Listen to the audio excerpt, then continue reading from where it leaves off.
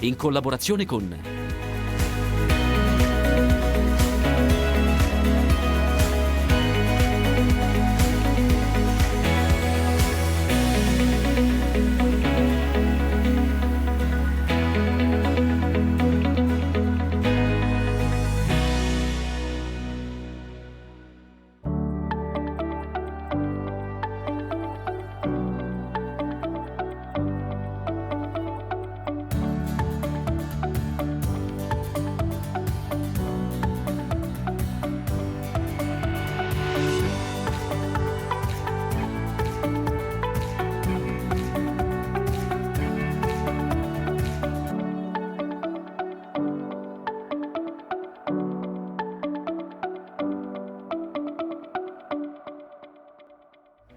In questa puntata vi facciamo conoscere questi bellissimi animali. Sono capre, fin qui è facile, sono capre da fibra, ovvero capre Kashmir.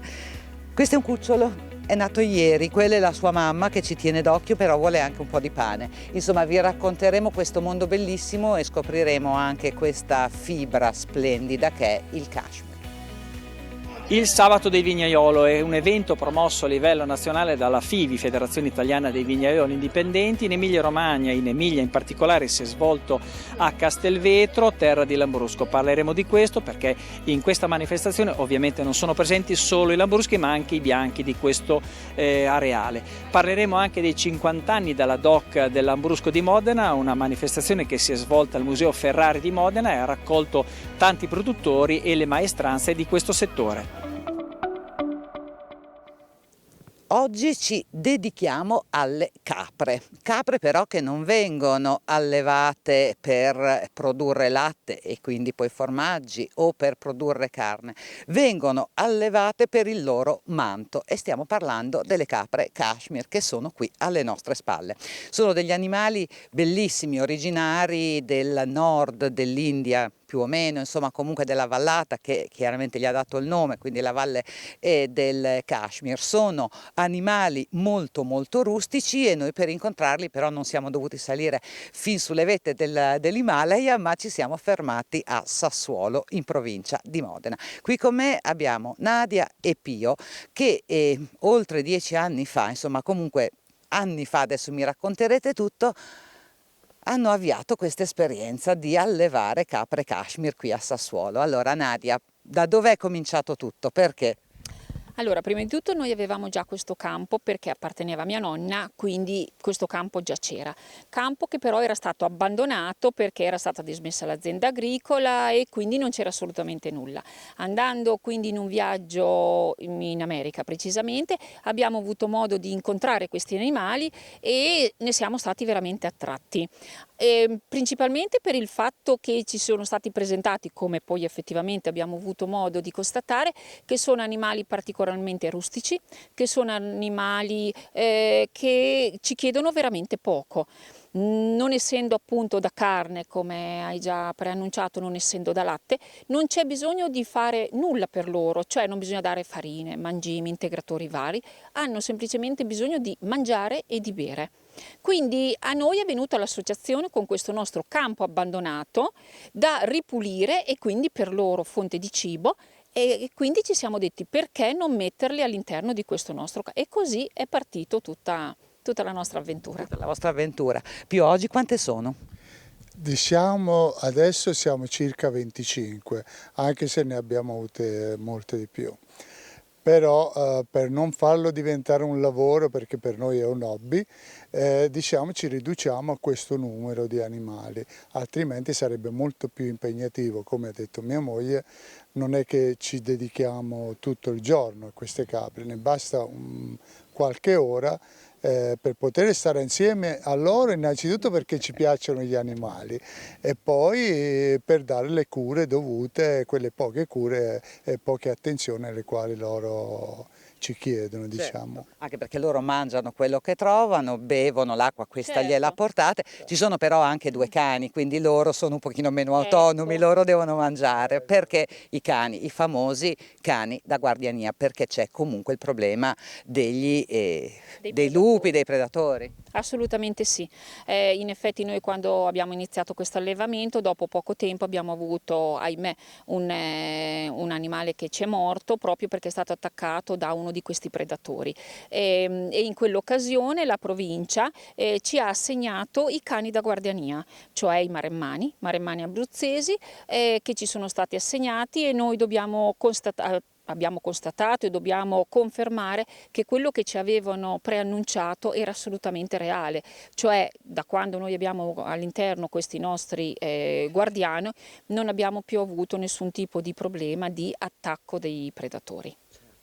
Loro, abbiamo detto, mangiano quello che gli pare, però all'inizio questo terreno era incolto e mi dicevate una cosa molto particolare, che loro a mangiare, se devono diserbare, perché sono dei decespugliatori perfetti, cominciano dalle infestanti, non dall'erbetta fresca. Certo, perché loro sono abituati forse in natura a non a pascolare nei prati, ma a vivere nei boschi dove ci sono rovi, dove ci sono praticamente delle spine, e per loro è la prima cosa alla quale si dedicano a mangiare. Quindi uno volendo potrebbe fare anche un pascolo mirato, come vi ha già spiegato mia moglie, non far mangiare l'erba e far mangiare solo le cose infestanti praticamente. Qua io vedo dei piccoli e devo anche dire che era un pochino che ci sentivamo con Nadia, diceva adesso aspettiamo di vederli quando nascono, dovrebbero nascere, sono nati e sono veramente uno spettacolo e fanno tutto da sole, sono molto autonomi anche in questo, vivono allo stato brado sempre loro. Certo, come dicevo sono animali particolarmente rustici e per questo ci chiedono veramente poco di impegno anche dal punto di vista appunto di parto. La capra partorisce assolutamente da sola, dopo una gestazione di 5 mesi, una caratteristica: i cuccioli nascono sempre entro la mattinata, entro il mezzogiorno, l'una. Questi cuccioli sono nati perché comunque bisogna che loro siano asciutti per poter poi affrontare la nottata, perché normalmente la nottata è il periodo più freddo e loro devono essere già asciutti, ed effettivamente è così. Sono animali da gregge, quindi stanno in prevalenza tutti assieme, ma al momento del parto la mamma si apparta un pochino. Questo fa sì che se noi troviamo una giornata ottimale di bel tempo, tutte sono fuori e la mamma va dentro a partorire, dentro a un ricovero che noi mettiamo loro a disposizione, ma nel caso di brutto tempo, casomai tutte quante sono riparate all'asciutto e la mamma si apparta e va quindi sotto le intemperie anche a partorire. Ecco che in quel caso a me è capitato nel corso degli anni, tutto quello che ho fatto è semplicemente ho trovato la mamma col proprio cucciolo che non l'avrebbe mai abbandonato lì dove era, prendendo il cucciolo la mamma mi segue, la porto quindi dentro e a quel punto sono ricoverate mamma e cucciolo. Quindi... Quanto spazio hanno a disposizione? Questi sono 10-12 mila ettari? Metri quadrati? Sono sì 12.000 metri di terreno che noi abbiamo recintato completamente, però loro sono liberi all'interno di questo spazio. Niente stalla? No, niente stalla, hanno un ricovero che è aperto, per cui loro se hanno la necessità di andare a ricoverarsi vanno, altrimenti rimangono fuori e vanno a ricoverarsi solo in caso di maltempo, cioè in caso di pioggia, in caso di neve loro vanno all'asciutto, ma altrimenti loro vivono comunque all'aperto, ma anche di notte loro rimangono a dormire fuori all'aperto. E quando partoriscono i cani, come si comportano? Capiscono che quello per la capra, che di fatto per loro è un animale di famiglia, è un momento delicato? Noi abbiamo abituato i cani anche a capire che prima viene la capra e poi vengono loro, perché anche tra loro c'è una gerarchia.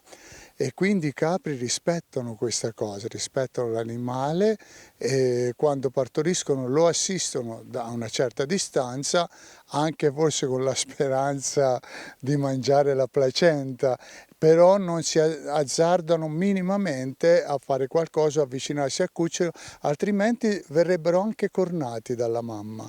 Infatti noi prima abbiamo visto la cucciolina, perché loro hanno un cane adulto in questo momento e una cucciola che voleva giocare con un agnello e ovviamente lei voleva giocare, però l'agnello è un po' più piccolino di lei e la mamma non era così E d'accordo. corse in sua difesa sicuramente, certo, perché loro sono molto protettive e i cani, devo dire, comunque, a prescindere da questa cosa, perché questo è un cucciolo, secondo me è l'animale in assoluto che darebbe la vita per difendere il gregge. Infatti noi, quella adulta, così per tranquillità, ci sono loro e quindi avrebbe detto vabbè, anche loro sono di famiglia, anche Elisabetta e Davide sono di famiglia, nel dubbio gli abbiamo detto vabbè, stai un attimo nella cuccia chiusa, sanno che se ci siete voi, Esatto. però se non ci fossero loro, si sa, i cani è il loro mestiere, loro stanno lavorando, sono molto territoriali, quindi loro, se io lascio il cancello aperto, non vanno fuori, ma voi non entrate dentro. Bene, allora a questo punto io direi una breve pausa, la linea Claudio, poi dopo noi scendiamo nella parte bassa perché dobbiamo anche parlare del cashmere, perché il cashmere è una parte del vello di questi animali, quindi non è quella che vediamo, il sottovello, e quindi dobbiamo capire che cos'è e anche come si raccoglie. Una pausa e ci vediamo dopo.